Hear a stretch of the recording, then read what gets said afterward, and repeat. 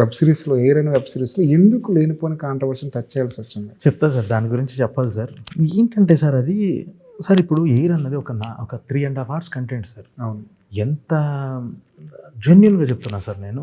అంటే నిజంగా ఇది నచ్చుద్దో లేదో ఈ మాట చెప్పడం, కానీ ఫైనల్ అవుట్పుట్ చూసుకున్న తర్వాత సార్, ఇప్పుడు తను ఒక కొత్త డైరెక్టర్ ఏదో అనుకోని ఒకటి తీసాం, ఫైనల్ అవుట్పుట్ చూసుకున్నాక ఇంకొక 6 సీన్లు పడితే కానీ ఇది సేఫ్ అవ్వదు, నాకు నెక్స్ట్ మోగ్లీ వస్తుంది. ఇప్పుడు కానీ నేను నా ప్రొడక్షన్లో నేను ఇలాంటిది వచ్చి ఒక మీడియాకర్ కంటెంట్ లాంటిది ఏమన్నా బయటికి వెళ్ళి జనాలకు అలా అనిపిస్తే నెగిటివ్ అయిపోతాము అని చెప్పి బడ్జెట్ దాటినా కూడా నా చేతి నుంచి 30 లక్షలు పెట్టి ఒక 6 days షూట్ చేసాం సార్.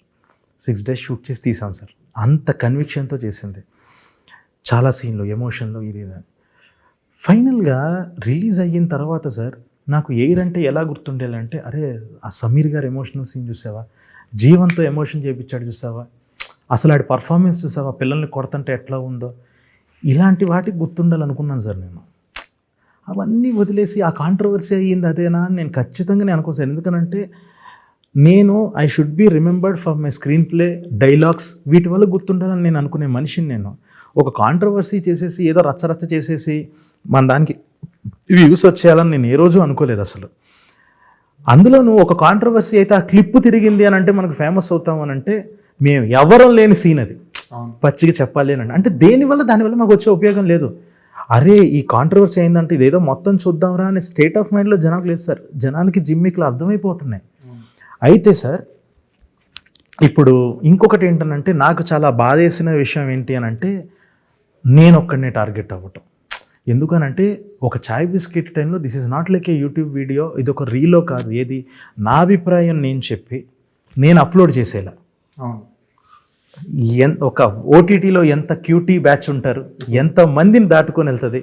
అండ్ మీకు ఈటీవీ బ్యాచ్ గురించి తెలుసు, వాళ్ళు కూడా సూపర్ కంటెంట్ చేస్తూ వాళ్ళు కూడా కోడిగుడ్డు మీద ఈగలు వీక్తుంటారు. వాళ్ళు ఇంకా బెస్ట్ కంటెంట్ రావాలి అని చెప్పి ఇంతమందిని దాటుకొని వెళ్ళింది అని అంటే వీళ్ళందరూ ఏదో ఒక వైబ్లో ఒక సీన్ నమ్మాలి అని చెప్పి ప్రాపర్ అది డిస్కస్ చేసుకొని అది చేసిందే సార్. అది కంప్లీట్గా ఒకళ్ళని టార్గెట్ చేద్దామని చెప్పేసి ఒక కమ్యూనిటీని టార్గెట్ చేసి చేయాలో అన్నది కాదు. ఎందుకనంటే వాళ్ళు కూడా కొంతమందికి చూపించుకొని వాళ్ళ ఆఫీస్లో నవ్వుకొని వాళ్ళు చేశారు.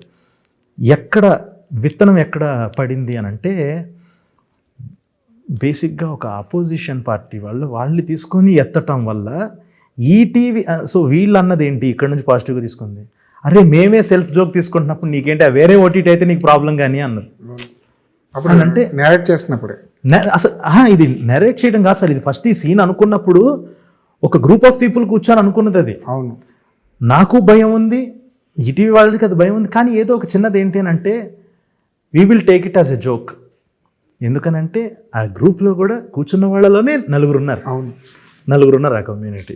సో ఏమనుకున్నానంటే నాకేంటనంటే ఇవేం పెట్టుకోవాలి లేదు, ఎందుకనంటే ఈ సినిమా నా లైఫ్, దీని ముందు నేను నెగిటివ్ అవటం నాకు అసలు ఇష్టం లేదు అని చెప్పేసి నేను ఆగాను సార్.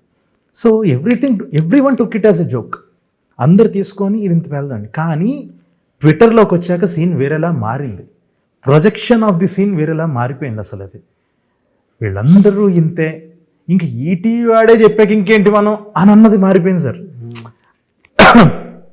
అంటే తండ్రి వచ్చి మా ఎదవ ఉన్నాడు ఇప్పుడు అని అంటారు. అదేంటంటే ప్రేమతో ఎదవ అంటున్నాడు నాన్న అని కాకుండా ఇంక తండ్రే ఎదవన్నాక ఇంక ఈడంత పెద్ద ఎదవ అన్నట్టు వెళ్ళింది అది.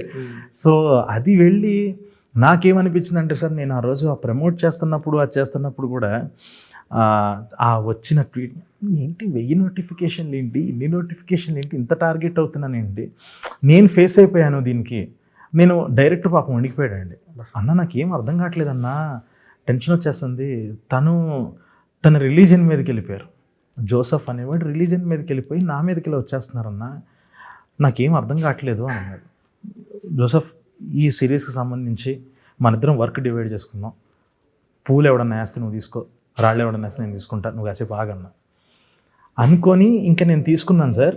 ఇంకా తర్వాత ఇంక దీని గురించి ఏం మాట్లాడుకొని అంటున్నా కూడా నేను ఇది కాదు కదా, ఇది నా క్యారెక్టర్ కాదు కదా, నేను ఎందుకు ఒక టార్గెట్, నాకు అందరూ ఆడియన్స్ కావాలి, నేను ఎందుకు పోగొట్టుకోవాలని అని చెప్పేసి నేనే అపాలజీ పెట్టేశాను సార్. నేనే తీసేసుకున్నా, ఇంకా బుల్లెట్ ఉంటే దీనికి నేనే తీసేసుకోవాలి, ఇంక ఎవరు తీసుకోవట్లేదు నాకు అర్థమైంది అని చెప్పేసి నేను వేసాను సార్ అది. కానీ అదే చాలా ఆ రోజు నైట్ నిద్రపోలేదు సార్, 4 దాకా ఏడుస్తున్నా. ఎందుకనంటే తిన్న కంచంలోనే కక్కే మనిషివి నువ్వు, అది అది వచ్చినప్పుడు నేను ఎవరు తిన్నారు, ఎవరు కక్కారు, ఒక సిరీస్ చేద్దామని నమ్ముకున్న తర్వాత అది ఎలాగైనా హిట్ అవ్వాలని చెప్పి నేను నా జోబుల్లోంచి డబ్బులు పెట్టిన తర్వాత ఎవరు ప్రొడ్యూసర్ ఇక్కడ, ఎవరు డబ్బులు ఎవరు తిన్నారు, ఫైనల్గా అల్టిమేట్గా ప్రైజింగ్స్ అన్ని ప్లాట్ఫామ్కి వెళ్తున్నాయి, బూత్లన్నీ నాకు వస్తున్నాయి. సో వాళ్ళు చాలా సపోర్టివ్గా ఉన్నారు, ఈటీవీ హెడ్స్ వాళ్ళు సపోర్టివ్గా ఉంటే చాలా మాట్లాడి వాళ్ళు కూల్ చేశారు. కానీ వాళ్ళు కూడా నైట్లో వచ్చి నా ఇంట్లోనే కూర్చుని నేను ఎక్కడ డౌన్ అయిపోతున్నాను అని చెప్పి చాలా సపోర్టివ్గా.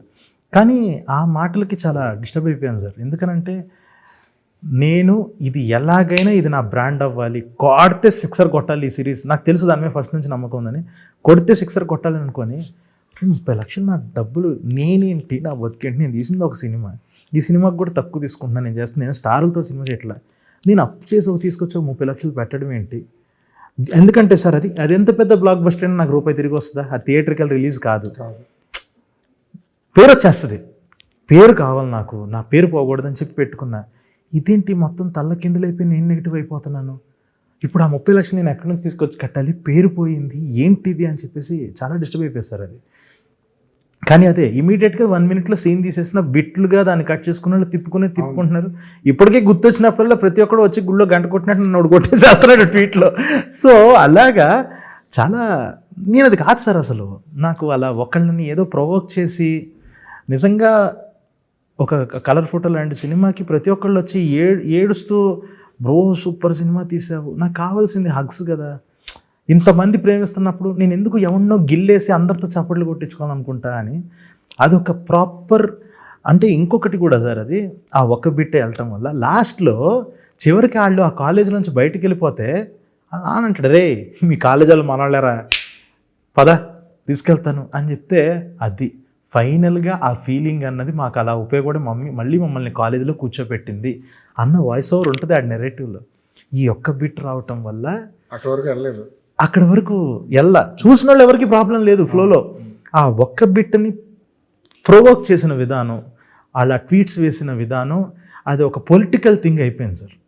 సో దానివల్ల అంత మిస్ఫైర్. కానీ అంతే, నేను అది డెఫినెట్గా అది అందరూ మర్చిపోవాలి, నేను దానివల్ల గుర్తుండకూడదు అని అనుకుంటున్నాను సార్. అంతే సార్. తప్పకుండా.